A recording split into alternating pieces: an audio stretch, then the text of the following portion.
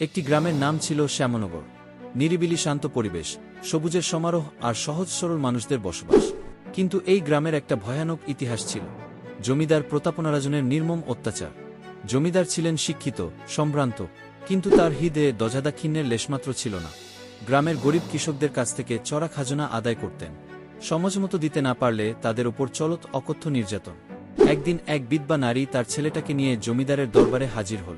চোখে জল, কাপা কাপা কণ্ঠে বলল, বাবু, আমার স্বামী মারা গেছে।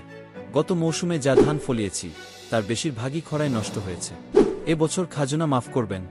জমিদার হেসে বললেন, মাফ? খাজনা দিতে পারবে না, অথচ বেঁচে থাকতে চাও? যা, কাল সকালেই তোমার ঘরদোর বাজেয়াপ্ত হবে। নারী কান্নায় ভেঙে পড়ল। জমিদারের দরবারে থাকা রাজু, যে ছিল দরবারের এক সাধারণ কর্মচারী, সেই দৃশ্য দেখে শিউরে উঠল। তার মনে হল, এ কেমন মানুষ? মানুষের রূপে সে তো অমানুষ। পরদিন সকালে রাজু নিজের জমানো টাকা বিধবা নারীকে দিয়ে বলল, মাসিমা, এই টাকা দিয়ে খাজনা দিয়ে দিন, আর কোনো চিন্তা করবেন না। রাজুর দয়া দেখে বিধবা নারী কেঁদে ফেলল।